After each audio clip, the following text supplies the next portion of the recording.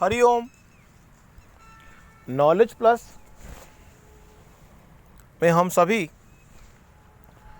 विद्यार्थियों का स्वागत करते हैं। आज Hariom astrology class number 361 class है। ये टॉक थोड़ी लंबी टॉक भी होगी और कुछ विशेष बातों को फोकस करते हुए बड़े सहज भाव से बताने का प्रयास भी करेंगे। सबसे पहली बात, हम अपनी टॉक की शुरुआत ये कर रहे हैं कि एस्ट्रोलॉजी में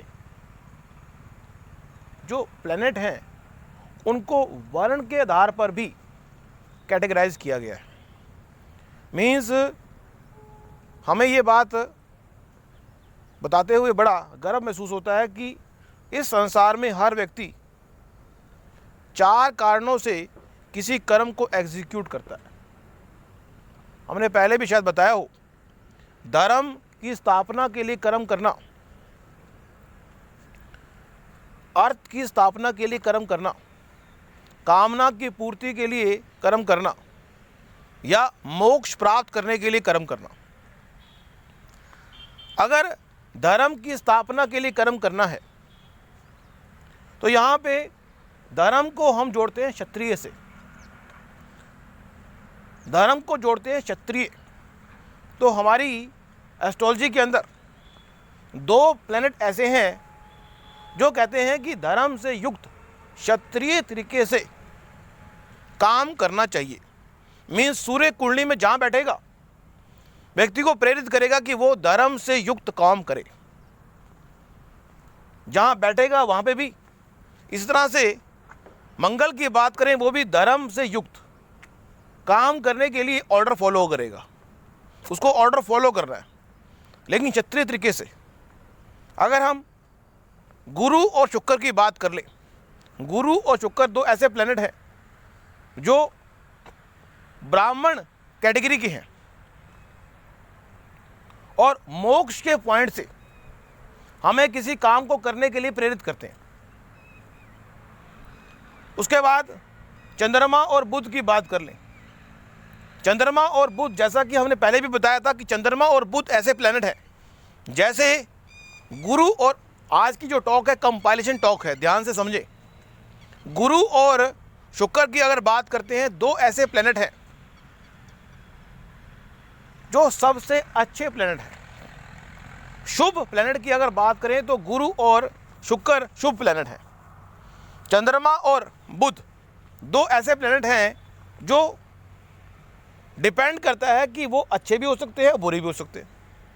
वो कंडीशन बेस, जैसे कहते हैं गुरु और शुक्र निर्विवाद, बिना किसी विवाद के, बिना किसी विवाद को क्या बोलते हैं, बिना किसी इशू के दोनों को हम पॉजिटिव मानते हैं और शुभ मानते हैं। लेकिन अगर हम चंद्रमा और यदि हम चंद्रमा और बुध की बात करें, ये कंडीशन बेस शुभ या अशुभ है। और जो कंडीशन बेस शुभ अशुभ होते हैं उनको हम वैश्य की कैटेगरी में रख रहे हैं। वैश्य कैटेगरी मीन्स एक बिजनेस, अगर एक व्यक्ति बिजनेस करना चाहता है तो चंद्रमा का और बुध का अच्छा होना जरूरी है। बिजनेस बेस वैश्य, बिजनेस बेस मीन्स वैश्य जो प्लैनेट हैं वो चंद्रमा और बुध हैं, और वो कंडीशनल बेस पे भी शुभ है। कंडीशन के बेस पर, कंडीशन के बेस पे शुभ भी हो सकते हैं, कंडीशन के बेस पे अशुभ भी हो सकते हैं।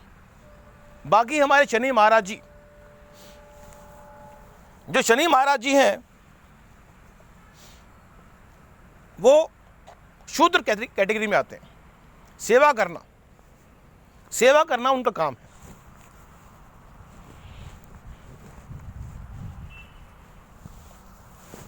अब सूर्य और मंगल क्षत्रिय हुए, बुध और चंद्रमा वैश्य हुए, गुरु और शुक्र ब्राह्मण हुए और शनि जो है शूद्र हुए।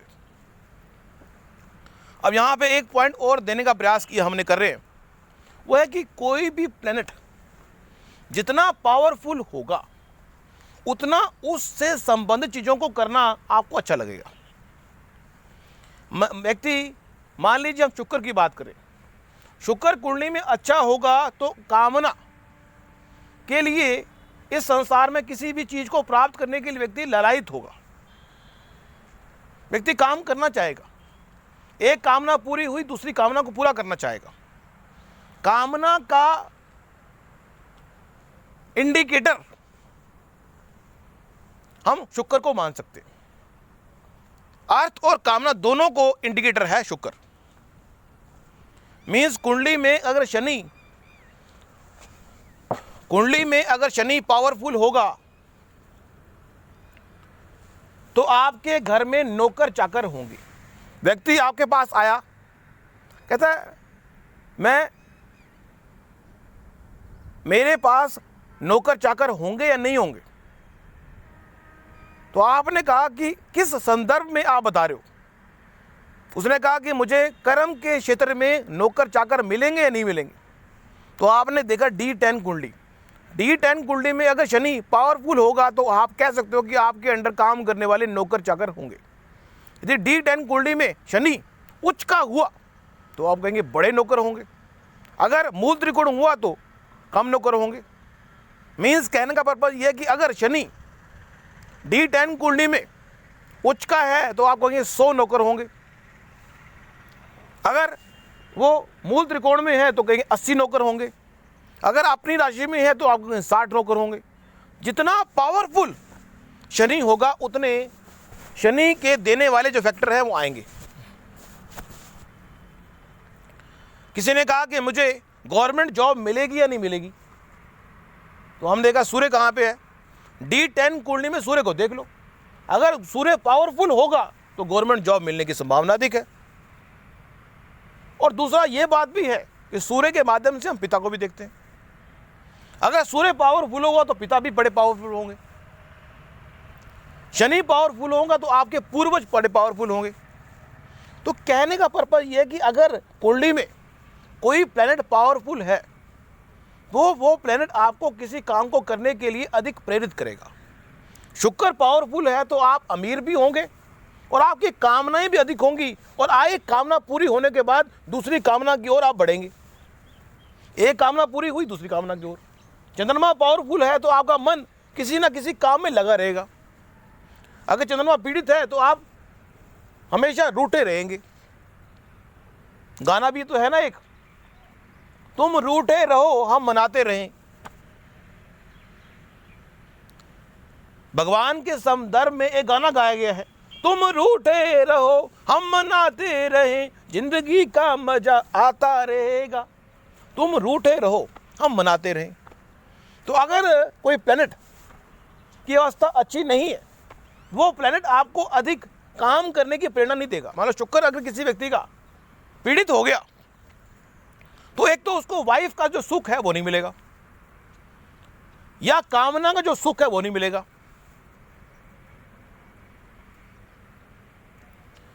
तो कहने का पर्पस यह है कि अगर कुंडली में कोई प्लैनेट पावरफुल है तो वो प्लैनेट आपको जिस भी चीज का वो कारक है, जिस भी चीज का वो मालिक है, वो सब चीजें आपको देगा।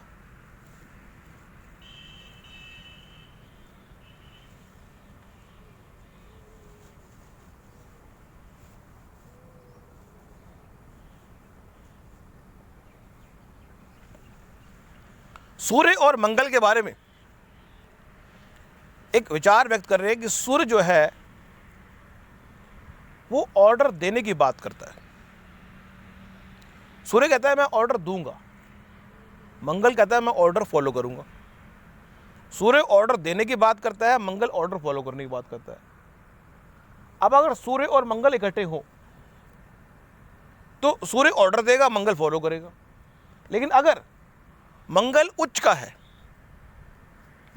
का है और सूर्य की दृष्टि में है तो ऑर्डर फॉलो कर लेगा वो। इसलिए मंगल का उच्च होना, सूर्य और मंगल का अच्छा होना जरूरी है कुंडली में।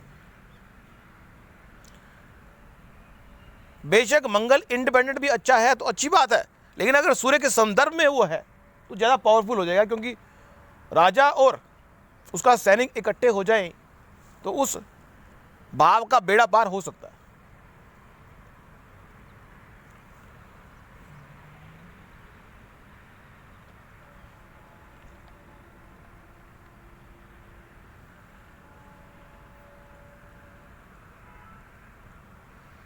अब एक कंसेप्ट और बताने का हमारा मन है।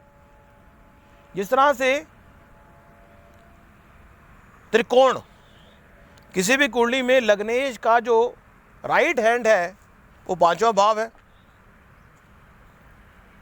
और लग्नेश का जो लेफ्ट हैंड है वो 9वां भाव है।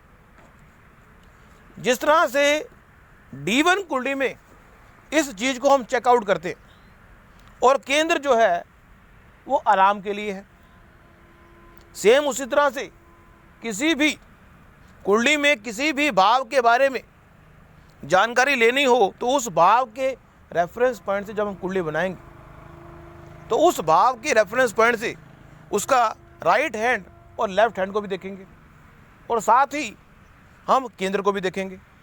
तो अब जो केंद्र है वो भी पावरफुल होना चाहिए और लेफ्ट हैंड और राइट हैंड भी पावरफुल होना चाहिए। तो किसी स्पेसिफिक भाव के बारे में अगर हमें जानना हो, मान लो वृष लगन की कुंडली है और हमने दूसरे भाव के बारे में जानना है, तो दूसरे भाव के बारे में जानना हो तो 3 नंबर से कुंडली बनेगी। अब 3 नंबर से अगर कुंडली बनेगी तो केंद्र में 3 नंबर से कुंडली बनेगी तो केंद्र में 3, 6, 9, 12 आएंगे। इसका मतलब ये है कि अगर वृष लगन की कुंडली हो और पैसे के बारे में बात करनी हो तो पैसे के बारे में 4 प्लैनेट पैसे के लिए रिस्पॉन्सिबल होंगे, मीन्स एक बुध और एक गुरु। और अगर लेफ्ट हैंड की बात करें तो उसमें दोबारा से हमारा शुक्र भी आ गया और राइट हैंड की बात करें तो वहाँ पे शनि भी आ गया।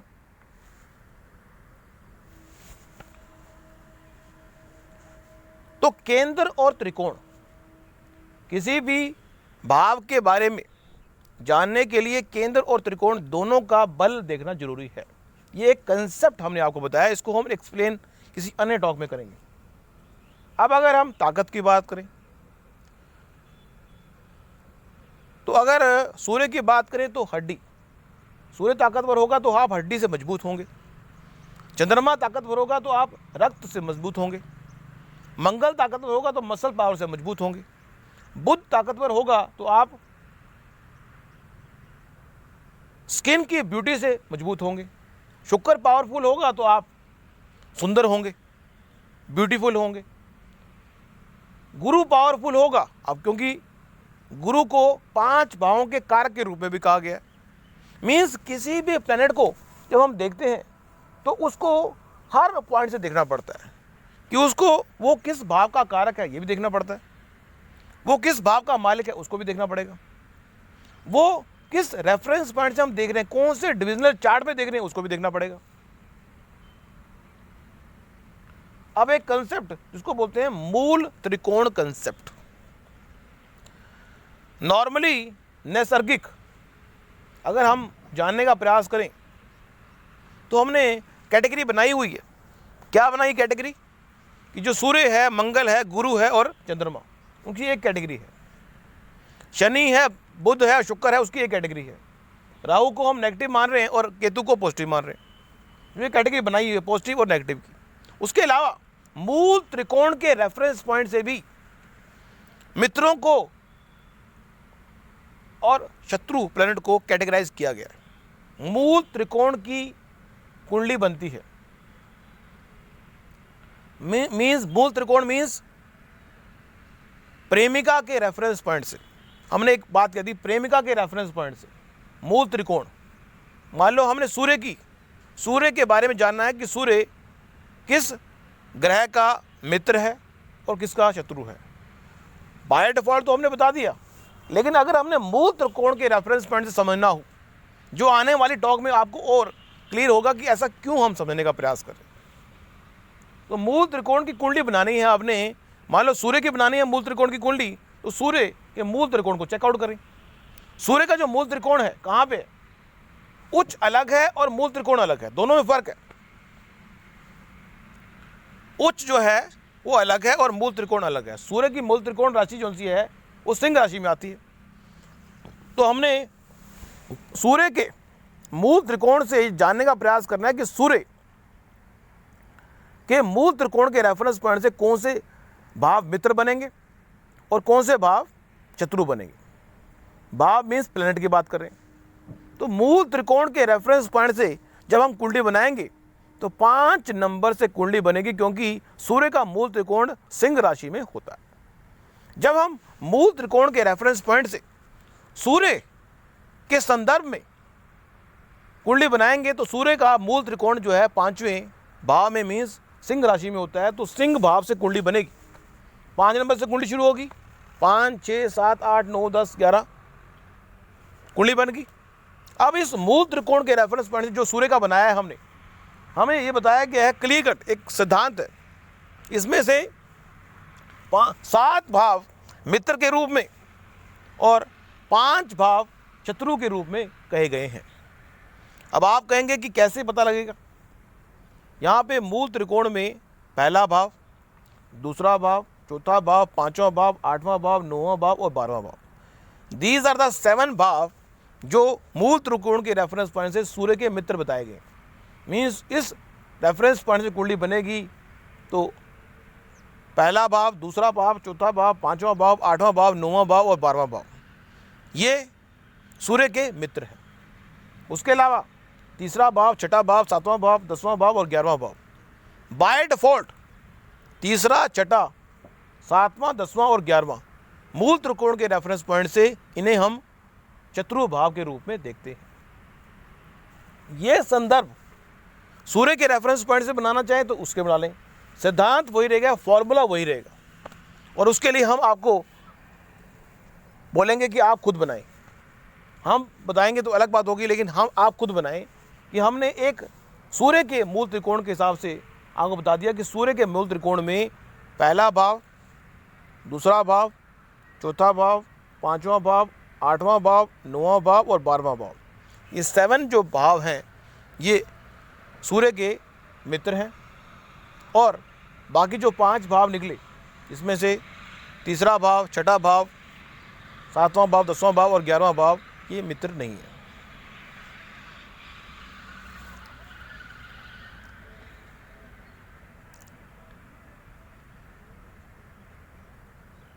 अगले पॉइंट पे आते हैं।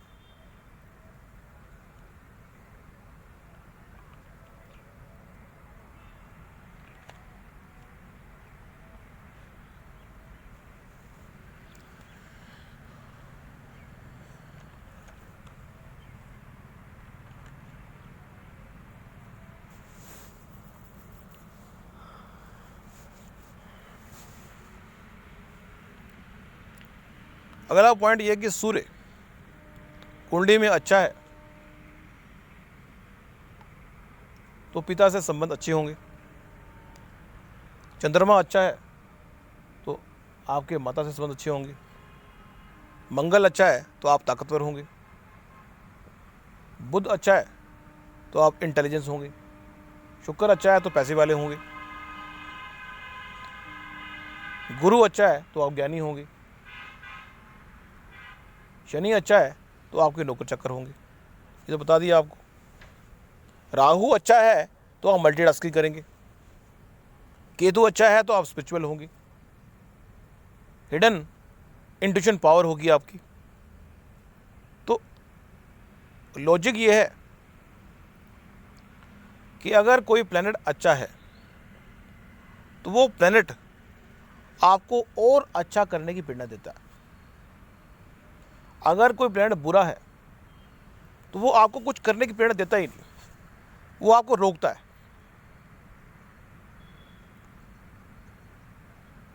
इस तरह से हमने एक टॉक में कहा था कि रतन के बारे में बताया था कि अगर सूर्य कुंडली में अच्छे भाव का मालिक है, उसको पावरफुल करना है तो सूर्य का रतन दान करो।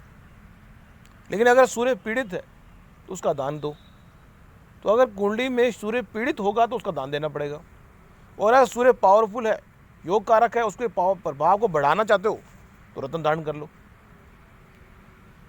तो नेक्स्ट क्लास में कुछ और जानकारी हम आपको देंगे।